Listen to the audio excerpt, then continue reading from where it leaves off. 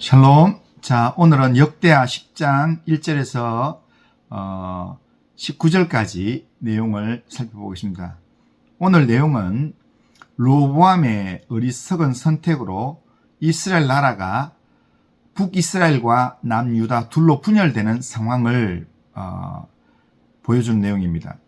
솔로몬을 이어서 이스라엘의 왕이 된 솔로몬의 아들 르호보암은 이스라엘 백성들의 요구에 대해서 원로들의 의견인 이 선한 정치와 젊은 신하들의 의견인 폭정을 놓고 3일간 생각하다가 폭정을 선택해서 백성들에게 응답함으로 이스라엘 나라가 분열되는 결과를 초래하고 말았습니다.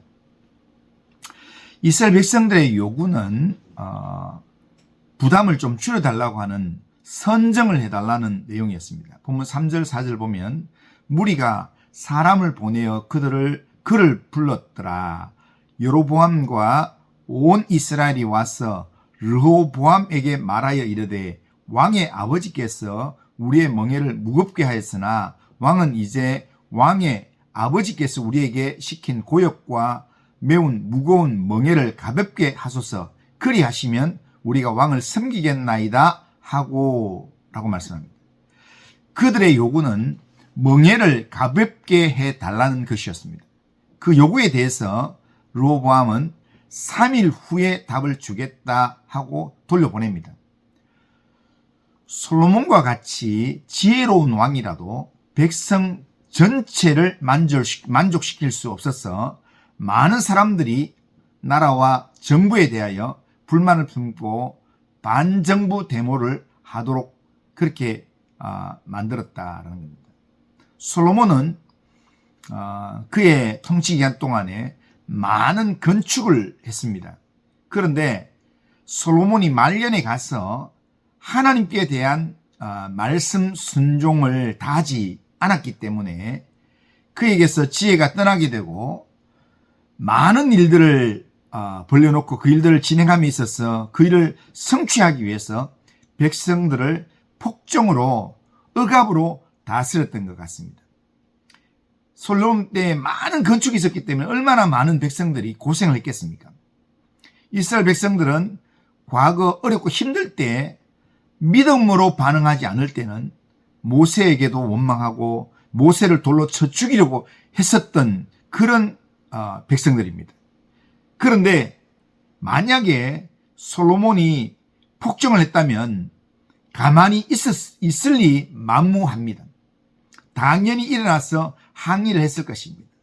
여로보암이 백성을 이끌고 솔로몬에게 와서 항의를 했습니다. 그러다가 솔로몬의 그런 이 권력의 힘에 쫓겨나게 됐습니다. 그래서 애굽으로 망명가 있다가 돌아온 것입니다. 그러나 솔로몬이 너무나도 강력한 왕이었기 때문에 잠잠할 수밖에 없었지만 솔로몬이 죽고 그의 아들 르호보암이 왕위에 오르게 되니까 백성들이 다시 소리를 모아서 이 일을 좀 줄여달라, 선정을 해달라라고 요구하고 나섰던 것입니다. 그런데 르호보암은 그런 요구에 3일이라는 시간 동안 주변의 조언을 들었습니다. 그러나 솔로몬 때 활동했던 원로들의 의견을 듣고는 수용하지 않았습니다. 오늘 본문 6절 7절을 보면 르호보암 왕이 그의 아버지 솔로몬의 생전에 그 앞에 모셨던 원로들과 의논하여 이르되 우리는 이 백성에게 어떻게 대답하도록 권고하겠냐 하니 그들이 대답하여 이르되 왕이 만일 이 백성을 후대하여 기쁘게 하고 선한 말을 하시면 그들이 영원히 왕의 종이 되리이다 라고 대답을 합니다. 원로들은 선하게 응답하도록 권고했습니다. 이것은 바른 권면이요 좋은 제안이었습니다. 그러나 르호보암은 판단을 망설였습니다. 이것이 문제입니다. 지도자의 성품은 우유부단해서는 안 됩니다. 끊을 것은 냉정히 끊고 해야 할 것은 과감하게 행동으로 보여줘야 합니다. 그래야 지도자다운 면모를 갖출 수가 있습니다. 르호보암은 다시 젊은 신하들을 불러서 의견을 듣습니다. 그들은 르호보암에게 전혀 다른 대답을 내놓았습니다. 10절에서 11절 보면 함께 자란 젊은 신하들이 왕께 말하 이르되 이 백성들이 왕께 아뢰기를 왕의 아버지께서 우리의 멍에를 무겁게 하였으나 왕은 우리를 가볍게 하라 하였은즉 왕은 대답하시기를 내 새끼손가락이 내 아버지의 허리보다 굵으니 내 아버지가 너에게 무거운 멍에를 매게 하였으나 이제 나는 너희의 멍에를 더욱 무겁게 할 것이라. 내 아버지는 가죽 채찍으로 너를 치셨으나 나는 정갈 채찍으로 하리라 하소서라고 합니다. 이 말은 다른 말로 하면 더 강하게 폭정으로 다스리라 라는 그런 의견입니다. 그런데 솔로몬 왕은 원로들의 의견을 버리고 젊은 신하들의 가르침을 쫓아서 응답을 했습니다. 13절 14절에 보면 왕이 포악한 말로 대답할세. 르호보암이 원로들의 가르침을 버리고 젊은 신하들의 가르침을 따라 그들에게 말하 이르되 내 아버지는 너희의 멍에를 무겁게 하였으나 나는 더 무겁게 할 것이라. 내 아버지는 가죽 채찍으로 너희를 치셨으나 나는 정갈 채찍으로 치리라 하니라 라고 말씀합니다.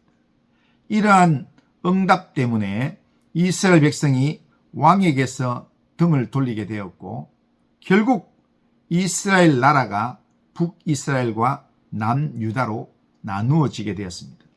르호보암은 자신의 선택이 나라를 든든하게 세울 것이라 생각하며 그렇게 억압적으로 대답을 했지만 실제로는 그 대답으로 인해서 나라가 나누어지는 요인이 되었습니다. 그런데 이 사건을 해석하면서 성경은 이렇게 말씀합니다. 15절을 보면 왕이 이같이 백성의 말을 듣지 아니하였으니 이 일은 하나님께로 말미암아 난 것이라. 여호와께서 전에 실로 사람 아히야로 하여금 느바세 아들 여로보암에게 이르신 말씀을 응하게 하심이더라 라고 말씀합니다. 그러니까 여호와 하나님께서 그렇게 의도하셨고 그렇게 진행하셨다라는 말씀입니다. 이것은 이 땅의 역사의 주권자, 이 땅의 역사를 이끄시는 분이 하나님이다라는 말씀입니다. 사람이 무엇을 선택하든지 선택은 우리의 자유인 것 같지만 하지만 우리의 선택의 삶에 하나님이 주권적으로 일하신다는 겁니다.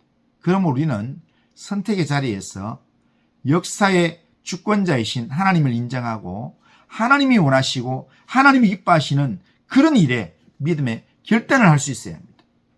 하나님은 믿음의 선택을 하는 자를 통해서 하나님의 역사를 이루어 가시는 겁니다. 그렇기 때문에 우리는 믿음으로 깨어 있어야 합니다. 말씀과 성령의 인도함을 받아야 합니다. 그러면서 하나님께서 우리에게 원하시는 그 삶, 하나님께서 기뻐하시는 그 일에 믿음의 결단을 하고 하나님의 역사를 이루어가기 위해서 우리가 헌신하는 하나님의 사람이 되어야 합니다.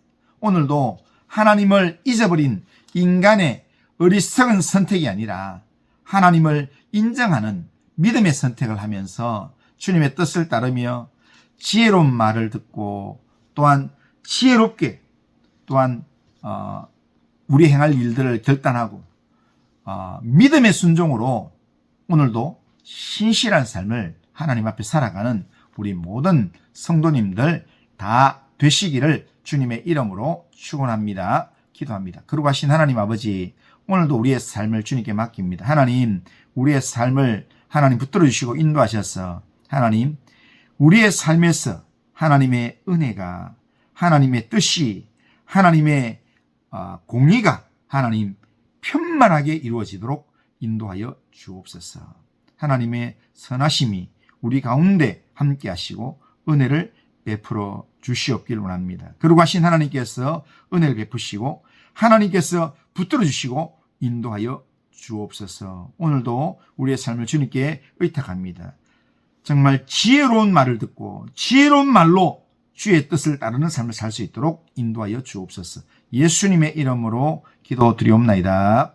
아멘.